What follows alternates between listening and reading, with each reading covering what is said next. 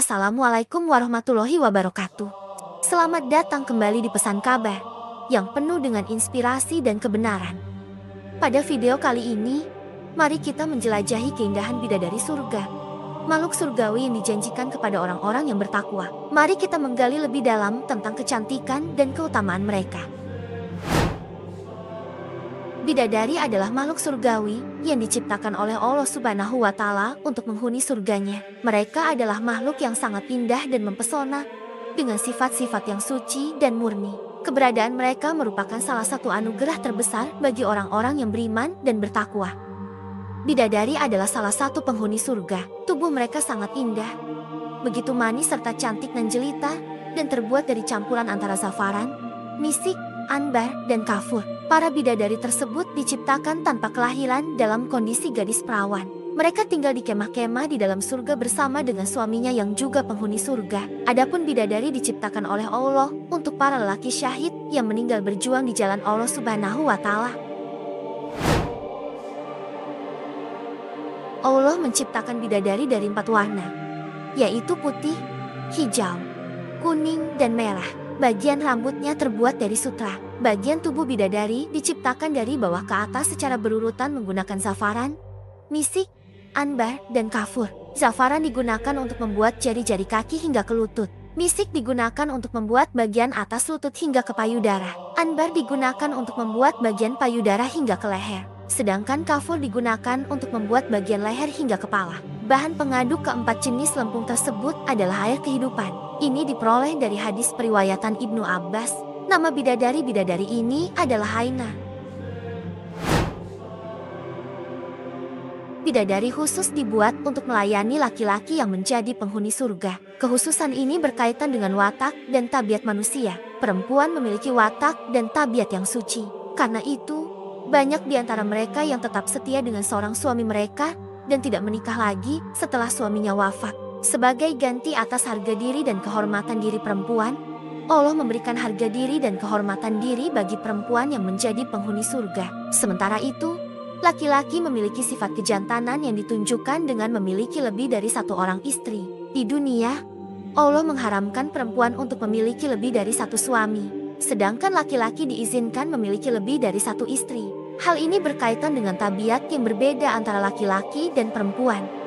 Ketika menjadi penghuni surga, watak buruk manusia dihilangkan oleh Allah. Watak ini meliputi kecemburuan, iri, dan dengki. Karena itu, di antara para penghuni surga timbul perasaan bersaudara dan tiada dendam di hati mereka. Mereka saling berhadap-hadapan dengan berada di atas dipan-dipan. Penjelasan kondisi di surga ini diperoleh dari surah Al-Hijr ayat 47. Dan kami lenyapkan segala rasa dendam yang ada dalam hati mereka. Mereka merasa bersaudara, duduk berhadap-hadapan di atas dipan-dipan. Allah menjelaskan dalam ayat-ayat berikut kondisi kejiwaan dan hubungan timbal balik di antara orang-orang yang bertakwa di surga. Allah menyatakan, dan di surga kelak akan kami lenyapkan segala rasa dendam, benci, dengki, dan iri yang ada dan terpendam dalam hati mereka selama di dunia. Dengan demikian, mereka merasa bersaudara dan bersahabat satu dengan lainnya dalam suasana bahagia dan gembira. Mereka duduk saling berhadapan di atas dipan-dipan yang telah disiapkan bagi mereka. Allah berjanji akan mencabut dari hati penduduk surga segala macam dendam, kebencian, dan rasa dengki yang telah terpendam selama mereka hidup di dunia, dan menjadikan mereka hidup bersaudara dan berkasih sayang. Mereka senantiasa bergembira bersama-sama dan duduk berhadap-hadapan di atas permadani yang terhampar. Diriwayatkan oleh Al-Qasim dan Abu Umamah. Ia berkata, semula ahli surga ketika masuk surga masih membawa apa yang telah tersimpan dalam hati mereka selama hidup di dunia, seperti rasa dengki dan dendam, hingga mereka duduk berhadapan dengan temannya di atas dipan dalam surga. Allah lalu mencabut segala yang tersimpan di dalam hati mereka itu. Keadaan penghuni surga itu diterangkan pula dalam firman Allah Subhanahu wa Ta'ala Al-Quran Surat Al-Waqiah 15-23. Mereka berada di atas dipan-dipan yang bertahtakan emas dan permata. Mereka bersandar di atasnya berhadap-hadapan. Mereka dikelilingi oleh anak-anak muda yang tetap muda, dengan membawa gelas, cerek, dan seloki piala berisi minuman yang diambil dari air yang mengalir. Mereka tidak pening karenanya dan tidak pula mabuk. Dan buah-buahan apapun yang mereka pilih, dan daging burung apapun yang mereka inginkan. Dan ada bidadari-bidadari yang bermata indah, laksana mutiara yang tersimpan baik. Al-Quran menjelaskan mengenai sifat-sifat bidadari dalam surah Al-Waqiah ayat 35-37. Allah Subhanahu wa Ta'ala berfirman bahwa mereka memiliki sifat yang penuh cinta. Kami menciptakan mereka, bidadari-bidadari itu secara langsung. Lalu kami jadikan mereka perawan-perawan yang penuh cinta dan sebaya umurnya. Sesungguhnya segala kenikmatan yang ada di surga tidak bisa dihayalkan oleh benak kita. Dari Abu Hurairah, ia berkata, Rasulullah bersabda, Allah telah berfirman, Aku telah menyiapkan bagi hamba-hambaku yang syoleh di surga kenikmatan-kenikmatan yang tidak pernah terlihat oleh mata-mata, dan tidak pernah terdengar oleh telinga-telinga, dan tidak pernah terbetik dalam benak manusia. Tak seorang pun mengetahui berbagai nikmat yang menanti, yang indah dipandang sebagai balasan bagi mereka atas apa yang mereka kerjakan. Al-Quran Surat As-Sajdah ayat 17.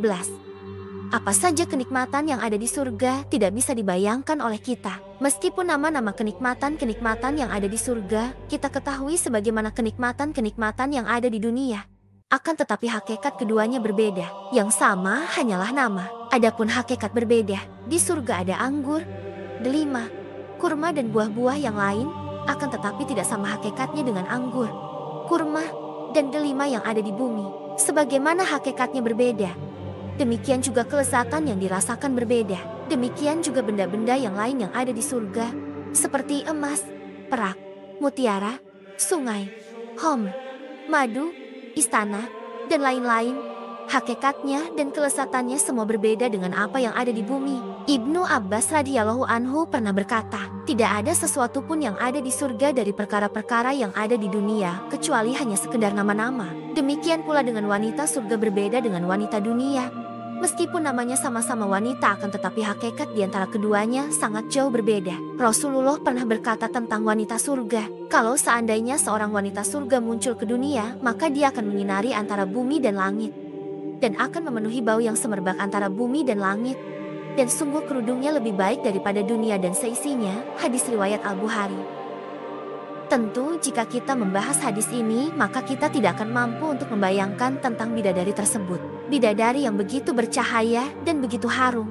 Bahkan Rasulullah menekankan bahwasanya kerudung yang ada di atas kepala bidadari ternyata lebih baik daripada dunia dan seisinya. Padahal kita tahu bahwa di antara isi dunia adalah kecantikan-kecantikan wanita dunia. Akan tetapi ternyata kecantikan-kecantikan para wanita dunia masih kalah dengan kerudung bidadari.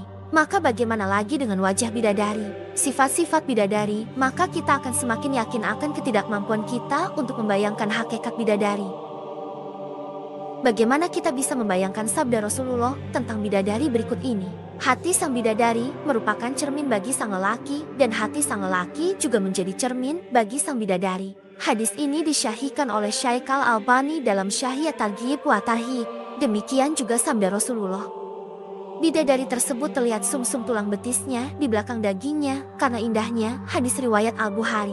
Ali Al-Qori berkata, sabda Rasulullah, karena indahnya yaitu karena lembutnya dan halusnya tubuh para bidadari. Ati Ibi rahimahullah berkata, sabda Rasulullah ini merupakan penyempurnaan untuk menjaga agar jangan sampai disalahfahami. Disangka ini merupakan pandangan yang dirasa ngeri oleh tabiat. Dan sabda Rasulullah, keindahan yaitu bersih dan lembutnya kulit serta halusnya anggota-anggota tubuh mirqatul mafatihi. Tentang putihnya bidadari, Allah berfirman, seakan-akan mereka adalah telur yang tersimpan dengan baik. Al-Quran Surat Asy-Syuffat ayat 49. Ibnu Abbas berkata yaitu mutiara-mutiara putih yang tersimpan. Yang hal ini menunjukkan bagaimana sempurnanya putihnya para bidadari, karena putihnya mereka adalah putih yang terjaga dari segala sentuhan. Ibarat mutiara-mutiara yang putih yang tersimpan kokoh dalam cangkangnya, terjaga dari segala sentuhan, terjaga dari sinar matahari, terjaga dari segala sesuatu yang bisa mencoreng murninya dan bersihnya warna putih tersebut.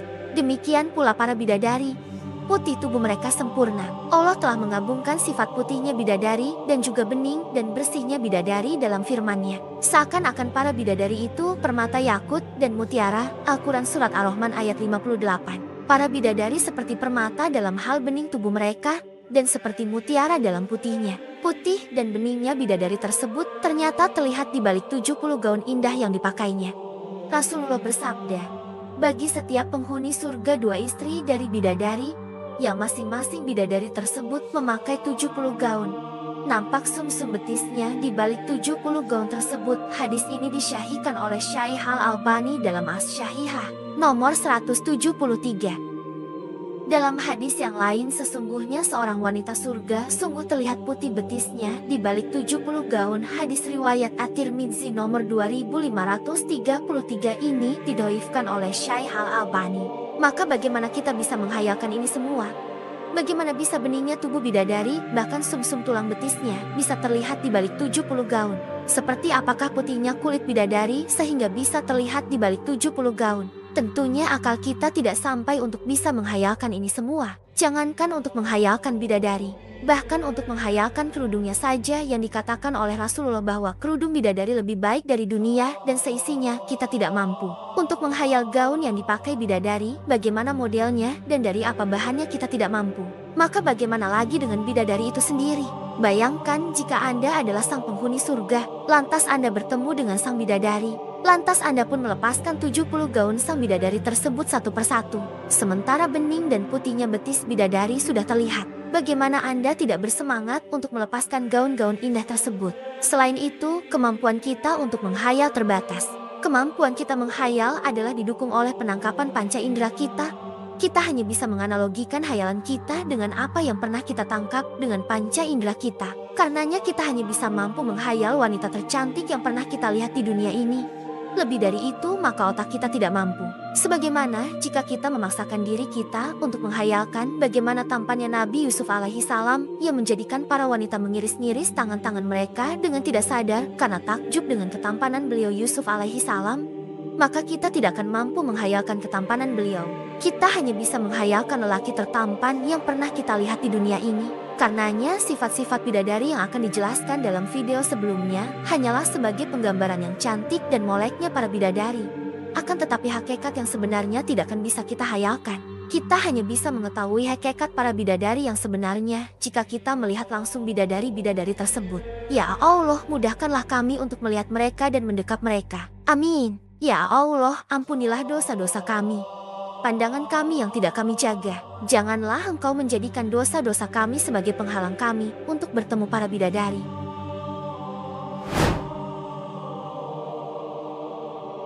Mereka berkelekan di atas dipan-dipan yang tersusun, dan kami menganugerahkan kepada mereka pasangan, yaitu bidadari yang bermata indah. Al-Quran Surah At-Tur ayat 20 memberikan keterangan bahwa bidadari-bidadari memiliki mata yang indah.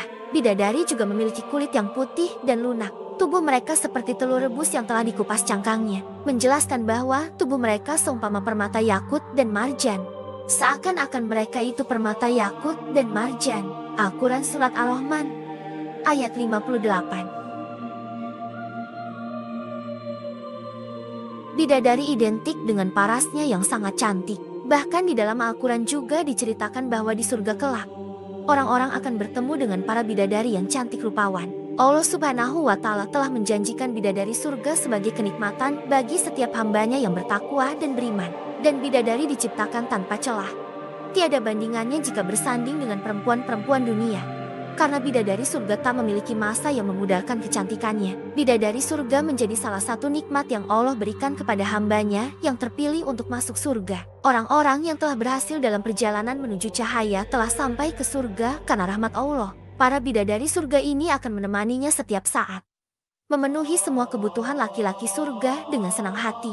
Sebagaimana firman Allah Subhanahu wa Ta'ala, di dalam surga-surga itu ada bidadari-bidadari yang baik-baik dan jelita. Al-Quran Surat Ar-Rahman ayat 70, di mana artinya adalah bidadari-bidadari yang memiliki wajah cantik dan akhlak yang baik. Lalu, bagaimana sebenarnya penampakan kecantikan dari para bidadari surga? Berikut adalah beberapa gambaran bidadari surga yang dijelaskan dalam Al-Quran sebagaimana dirangkum oleh pesan Ka'bah. Gambaran bidadari surga menurut Al-Quran. Perempuan suci. Bidadari surga adalah perempuan yang suci, di mana ia berbeda dari perempuan-perempuan pada umumnya, yakni tidak mengalami menstruasi, nifas, buang air kecil, buang air besar, meludah, mengeluarkan ingun, dan kotoran lainnya dari dalam tubuhnya. Tak hanya itu saja, bidadari surga juga memiliki akhlak yang sangat baik dan suci. Ia tidak berbicara yang kotor, cintanya benar-benar suci untuk pasangannya. Bahkan pakaiannya selalu bersih dari najis. Hal tersebut dijelaskan dalam surat Al-Quran surat Al-Baqarah ayat 25. Dan sampaikanlah kabar gembira kepada orang-orang yang beriman dan berbuat kebajikan, bahwa untuk mereka disediakan surga-surga yang mengalir di bawahnya sungai-sungai. Setiap kali mereka diberi rezeki buah-buahan dari surga, mereka berkata, inilah rezeki yang diberikan kepada kami dahulu. Mereka telah diberi buah-buahan yang serupa, dan di sana mereka memperoleh pasangan-pasangan yang suci. Mereka kekal di dalamnya, artinya bidadari akan selalu suci, baik dari nifas, haid, air seni, dan buang air besar, ludah, ingus, dahak, mani, madzi dan semua kotoran dan cacat fisik perempuan di dunia. Bahkan tidak hanya itu, ia akan kembali menjadi perawan dan suci kembali selepas melakukan hubungan intim dengan suaminya. Sebuah hadis yang berasal dari Abu Hurairah menyebutkan bahwa Rasulullah pernah ditanya, apakah di dalam surga kami melakukan persetubuhan? Beliau menjawab, ya, demi yang jiwaku berada dalam genggamannya, pasti. Bila selesai, ia, bidadari, akan kembali suci dan perawan lagi. Hadis riwayat Ibnu Hibban. Bidadari cantik lahir batin. Bidadari surga digambarkan dalam Al-Quran dan hadis sebagai makhluk yang memiliki kecantikan yang tiada tara. Mereka memiliki kulit yang putih bersih, mata yang mempesona, dan senyum yang memikat hati.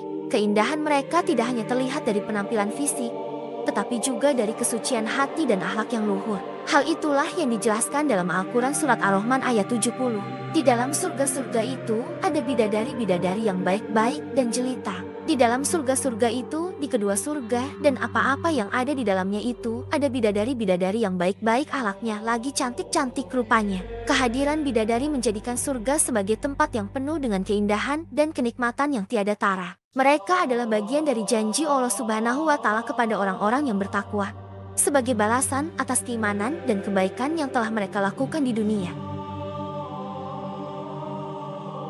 Bidadari bermata jeli mengutip buku, ternyata Al-Quran melukiskan bidadari sebagai wanita yang memiliki mata jeli. Karena itulah, ia disebut dengan Hur-in.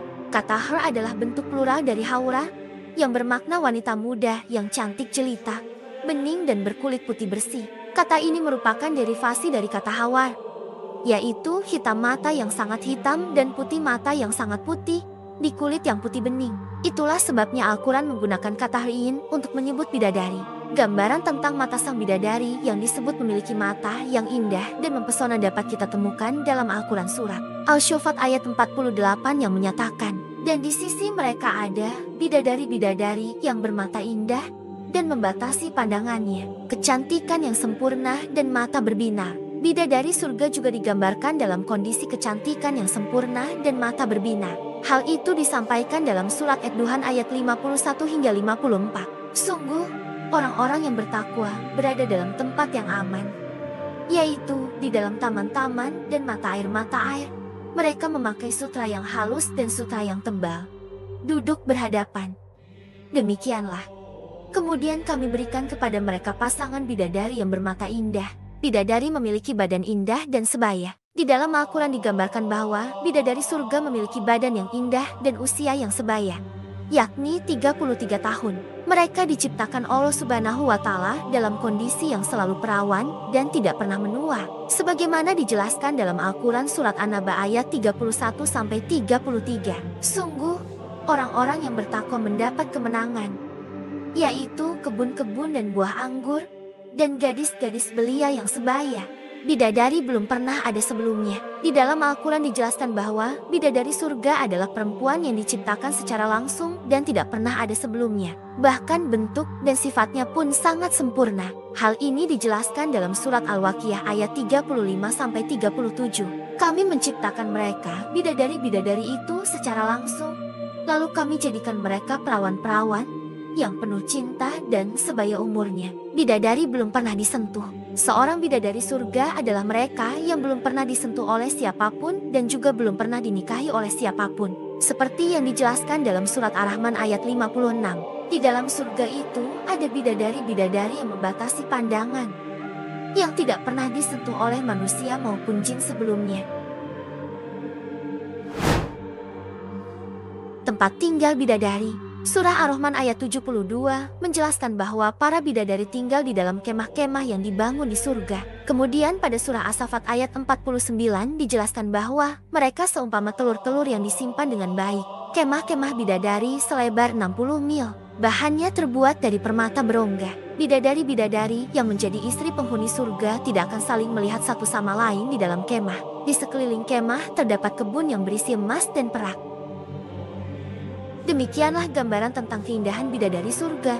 Makhluk yang diciptakan oleh Allah Subhanahu wa Ta'ala sebagai anugerah bagi orang-orang yang bertakwa. Semoga kita semua termasuk di antara mereka yang mendapatkan kesempatan untuk bertemu dengan bidadari di surga kelak. Mari terus berusaha untuk menjadi hamba yang taat dan bertakwa kepada Allah Subhanahu wa Ta'ala. Terima kasih telah menonton video ini sampai habis. Wassalamualaikum warahmatullahi wabarakatuh.